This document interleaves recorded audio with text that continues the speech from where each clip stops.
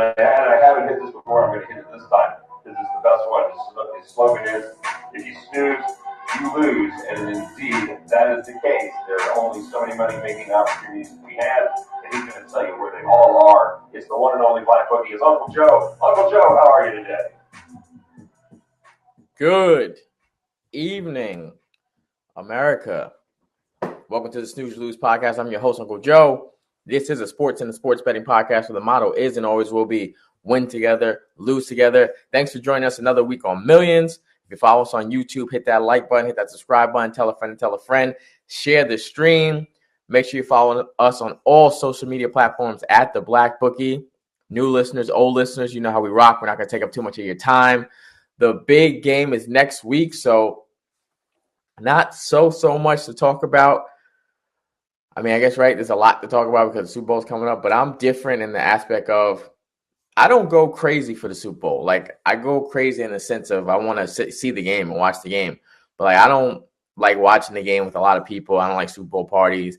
I don't like betting heavy on the Super Bowl because it's the last game of the season. So I like to just sit and enjoy it, really. I like to really just sit and then more watch it, enjoy it. A few props are cool. I know everybody does boxes, things like that. But I don't like going heavy and having $300, $400, $500, $1,000, whatever on the game. It's the last game of the season.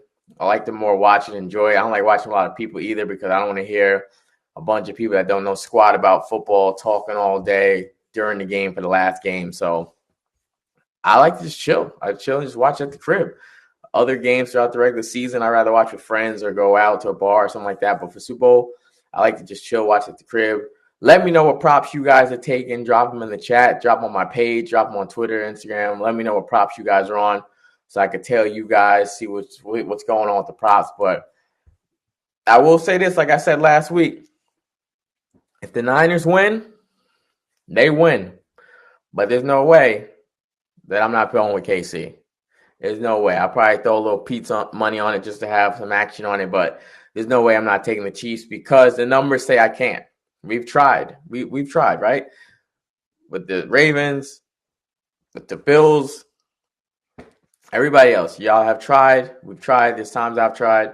It don't work. Mahomes as a dog doesn't lose, right? 10-3 against the spread as a dog. 6-0 when the spread's 4 points or more. He doesn't lose. Though I'm not doing it. I'm not doing it. If the Niners win, it's awesome. But I'm going with KC and the Swifties. I'm riding with the Chiefs +2. Maybe even might buy it up to +3 for some insurance, but I'm not betting against the Chiefs. I'm just not going to do it. I refuse to do it. I don't really care one way or the other who does win. Like I said, I'm more so going to sit and enjoy the game, but there's no way I'm not taking KC to win. It's just the way it is. But tonight's play, get that. What time is it kick? Oh, it's about to kick off. So hopefully you took it already. The NHL is back. After the All-Star break, NHL is back. 2 games on the slate tonight. We are going with the Maple Leafs over the Islanders. We're coming off a 5-1 week. If you checked our article play out yesterday, I had some company over and stuff like that, so the play got posted and shared a little bit later than normal, so I'm sorry if you missed it, but we did cash. Also, remember, my plays are also on BetStamp and Sports Action Network, too, before I post them on Twitter, so make sure you follow me on there, too, to get the plays early. But we're going with the Leafs, 5-1 week. Need to have another big week because, hey, Valentine's Day is next week, right?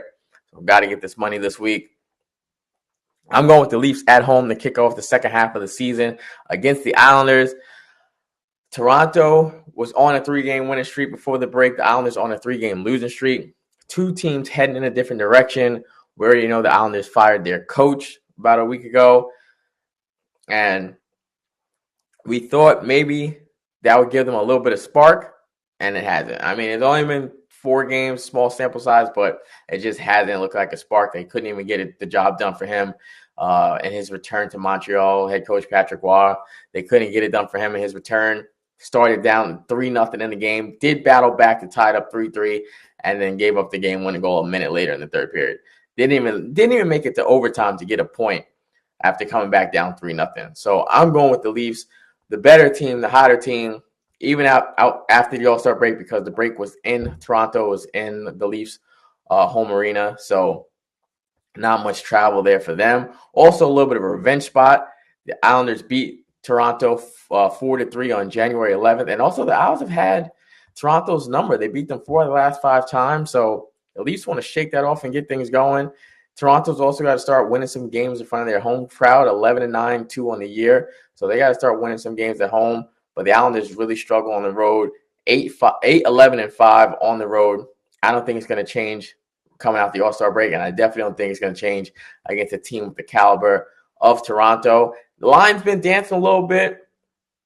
Was as high as 160, as low as 145. Right now it sits at 150, so I gave it out at 145. That's the lowest I've seen it get to, because when it was at 160, 165, I was actually going to give it out just regulation only. But it dipped down to 145, and I'm not gonna panic. Could be a pump fake by Vegas with the line moving. This is one of those games where I'm not going to overthink it. I'm going to take the better team at home with a little bit of revenge, coming out the break, playing well. They were playing their best hockey before the break. I'm not going to overthink it. Give me the better team at home against a struggling team that struggles on the road as well, too. Give me Toronto, money line, minus 145. That's about to kick off. The other game tonight, Rangers, Avs. I'll be in the building next week for the Rangers. They play the Flames. Can't wait for that. They take on Colorado tonight, start the second half. And this one I stayed away from. Obviously, I'm rooting for the Rangers as a Ranger fan, but the line sits at minus 110, and that's very, very tricky. It looks like Vegas is begging you to take the Avalanche, because going into the break, and even on paper and record-wise, Colorado's a better team than the Rangers. New York was playing really well to start the year. Definitely cooled off, had some injuries. Keandre Miller, Hedl, guys like that going down, missing some time. But coming out the second half, the Rangers gotta get the switch going. It's hard to. I'm okay with how, obviously I want them to play better and win games, but I'm okay with not being like the Bruins last year, right? Like, I'm not expecting them to be up here all year long, and then when you need it, when time comes to the playoffs, fall short. So obviously I wanted to play a little bit better, put some more points in the win column. Tonight's a tricky one. Hoping we start the second half right. But like I said, with the line being almost a pick 'em, very strange that the Rangers are the favorite. Yeah, they are at home, but Colorado is the better team. So it looks like Vegas is kind of begging people to take the Avalanche. So hopefully the Rangers pull it off. I got no money on it. I'm just going to sit back and enjoy it. I hope we can get that W. In the NBA, I got money on the Warriors tonight. I like Golden State against Brooklyn. I think this is a game where the Nets kind of they don't come in as focused in this matchup. The last game, they played the Sixers.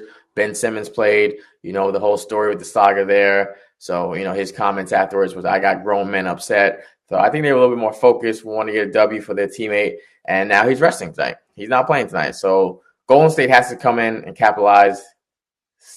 All-Star break's coming up for the NBA as well, too. And Golden State is on the outside looking in. They got to start figuring out how to get some wins. It's coming off a game where Steph dropped 60 against the Hawks and still couldn't get a W. So they got to figure out, start stringing some wins together. They already said they're not trading Clay. They're not trading Draymond, which they have to say, because who's going to take them? Who's going to take them? They haven't done, first of all, Draymond, forget the contract alone. He's not worth the headache. So nobody's taking him off that alone.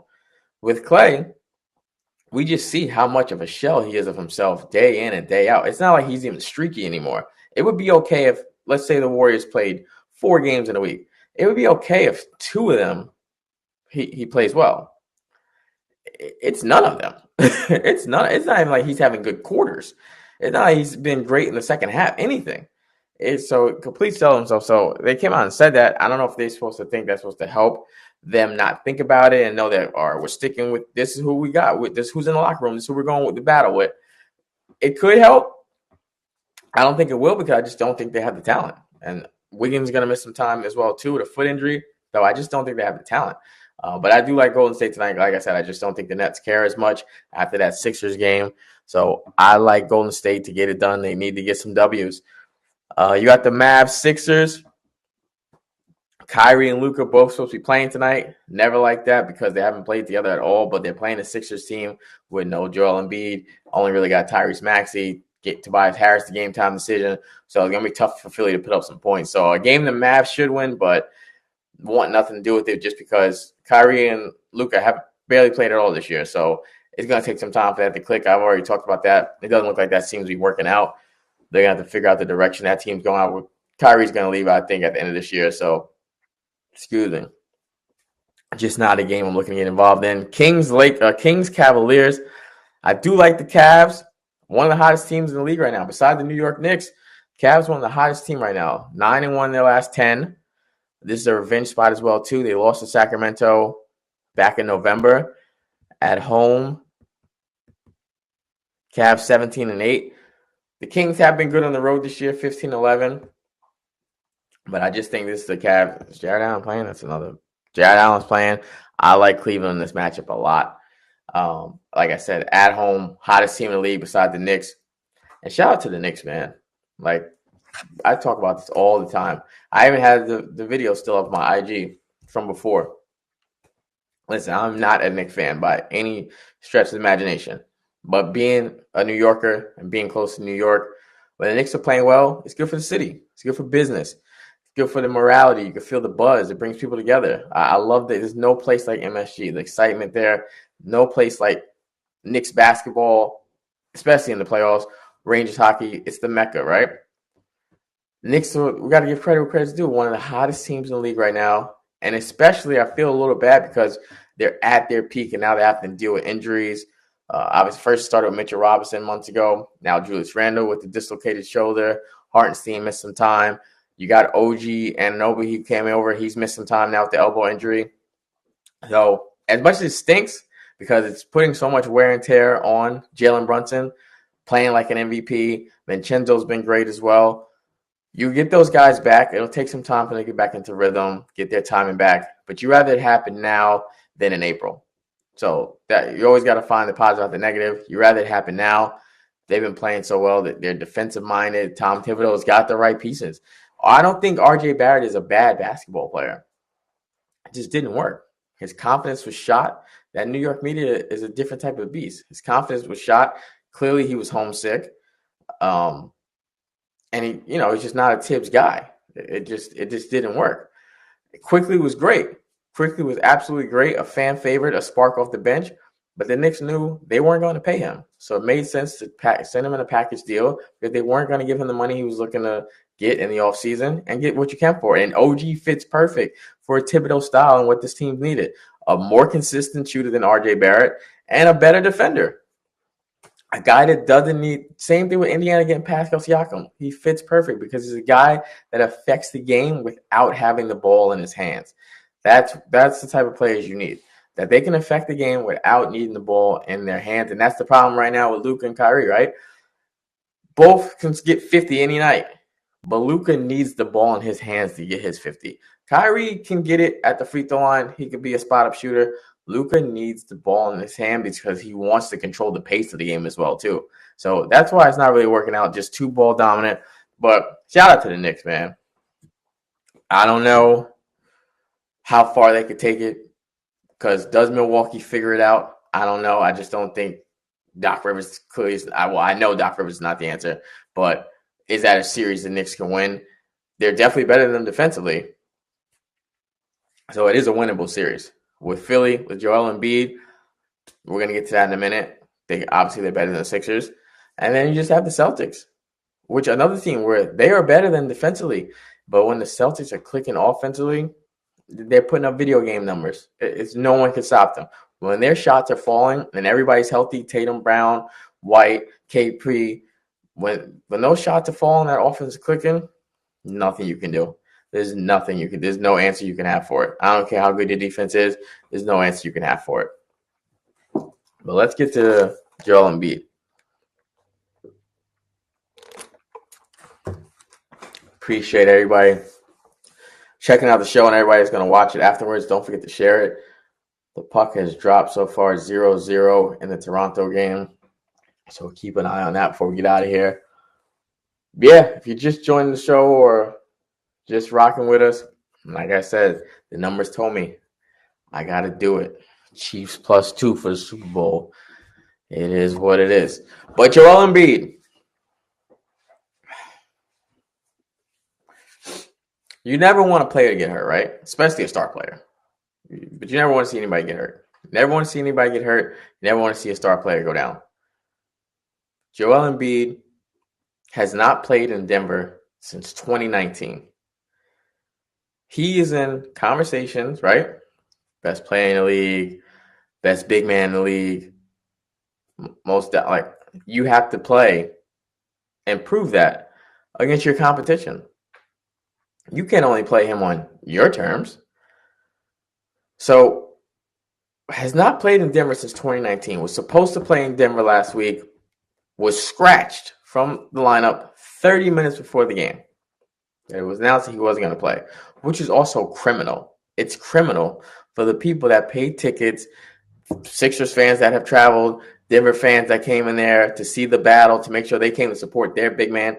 Absolutely criminal for people to spend their hard-earned money, go to these games, support these players, and then not even less than an hour before tip-off, you tell us you're not playing. It's criminal. But he hasn't played there since 2019, late roster scratch. Late lineup scratch. And now, 2-3 games after that, he missed the next game.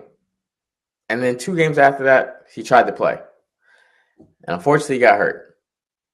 They're saying now that he was receiving scrutiny. He felt like he had to play because of the scrutiny he was receiving from missing those games. Well, absolutely. But if you were actually hurt, we're okay with that. We don't want you to play if you're actually hurt. But when you're not on the injury report, you're at shoot around, you're warming up, you're stretching, and then 30 minutes before the game, you get late scratch. Yeah, we're not going to think you're really hurt. We're going to think you're ducking smoke, that you don't want to play here because you haven't played here since 2019. So yes, we're going to think you're running and hiding. We're not going to think you're actually hurt. But then he tried to come back because, like I said, he said he was receiving scrutiny from missing the games and also for the MVP. The new rules in the league now, you have to play at least 65 games to be eligible for the MVP. And this is my issue. Because what are we really playing up for here? Are we just playing for individual accolades, or are we actually trying to win championships? Because if it meant that much to you to risk injury, if you were actually hurt and it meant that much to you to be out there to make sure you was hitting the games you needed to hit 65 for the MVP, you don't care about winning a ring. Because you should have missed as much time as you needed, because nobody cares anymore after you missed the game in Denver. Nobody cares in February when we're about to go to All-Star break. We want to see you play in June. When it's Eastern Conference Finals time, when it's NBA Finals time, that's when we want to see you play. That's what you're supposed to be playing for. And now you possibly might be done for the year. So what are we playing for? And I'm saying this, but I'm questioning it, but it's a no-brainer. There's guys that play for money. There's guys that play for legacy. There's guys that play for individual accolades, and there's guys that play to win. This is the same conversation they had when they were asking people, would you rather have $50 million or a championship? I think that was the number. And some people pick the championship, some people pick the money. But it's just sad. It's honestly sad that Embiid, because I always thought Embiid was trying to get the ring. He always made it seem like he cared about the ring, like it wasn't about the individual accolades. But now we see it bright as day.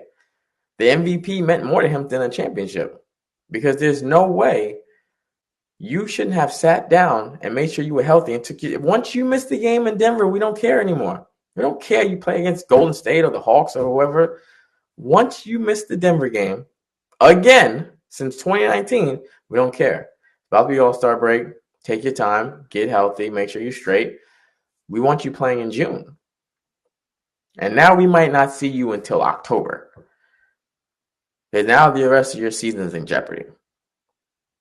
And I'm just surprised. I didn't think he was a individual guy. I thought he was a championship guy. I thought he was a team guy. I ain't knocking him. Everybody's different, right? Some people want the money. Some people want the legacy. Some people want the rings. I ain't knocking him. I'm very surprised. I was very taken back that meant more to him to try and be there to make sure he didn't miss his 65 games to get to be eligible for the MVP. Because that's the crazy thing is, it's an individual award that you could possibly still not win. They might have still voted for Jalen Brunson or KD or Steph or whoever else. Giannis, Tatum, you could have still lost. So you risk injury for an award that you might not win instead of being there for your teammates in a championship where you could control winning that. I was just very surprised at it. I was very surprised, very disappointed. That's the way it goes. And I hope, speedy recovery. I hope he does not have to miss the rest of the year, but that's what they're talking about. That he could be done. His season could be done. And that's a huge blow to the Sixers, obviously. And a huge blow. It just made the road easier for the Boston Celtics to get back to the NBA Finals. Now it's just a battle of what team steps up next. Is it going to be the Knicks? Going to be the Cavs? Who's it going to be? Those are the teams that can fill in that spot because Tyrese Maxey's a great player, but it's going to be extremely hard for him to keep this team afloat forever, how long time Embiid misses, or if he does miss the rest of the year. It's going to be extremely hard. He's a great player, most improved, unbelievable talent, but he is not good enough to carry this team to keep them to go on a deep run to the playoffs. It's just not going to happen. 0-0 still in that Toronto game. I really don't got much else. Like I said, it's all about the big game next week. We're definitely going to be on Monday talking about that, breaking it down. And then, boom, the NBA hit their all-star break. NHL second half kicking off. We're 3 weeks away, 4 weeks away. Conference tournaments, March Madness. We'll be nose deep in that. Bracketology. getting ready. That's another thing, too. I don't do brackets either. I don't really care about betting on Super Bowl. I don't care about brackets. Obviously, I bet on March Madness. I just pick and choose which games I like. But, filling out a whole bracket, I haven't done one in over a decade. No exaggeration. Not a bracket. It's just not my thing. For what? Because, I know for what. For me, I see a lot of times with people, I got Nova going this far. And then when Nova's playing in the game, where you kind of got a feeling if they're not going to cover or they're not going to win that game, you still go with it because you got them in your bracket. Can't do it, won't do it. So I haven't filled out a bracket. Literally, I think the last one I filled out was college. Don't fill out brackets. Not a huge Super Bowl guy, but I am a winner. 5-1 last week. Looking to keep it going. Make sure you guys are rocking with me. The Leafs hopefully can get this dub for us tonight to start the week off with another winner. We got to get this money. Valentine's Day is next week. My son's birthday's in a month. Got to get this money, man. So I hope you guys are doing well in your own individual lives, individual endeavors. Thank you for millions for letting me be on this platform. Check them out. Check out the other shows on here, the other streams. Like I said, make sure you follow us on all social media platforms at The Black Bookie. As always, in the words of the icon Billy Walters, had some losing weeks, had some losing months, never had a losing year. Snooze Lose Podcast. Till next time.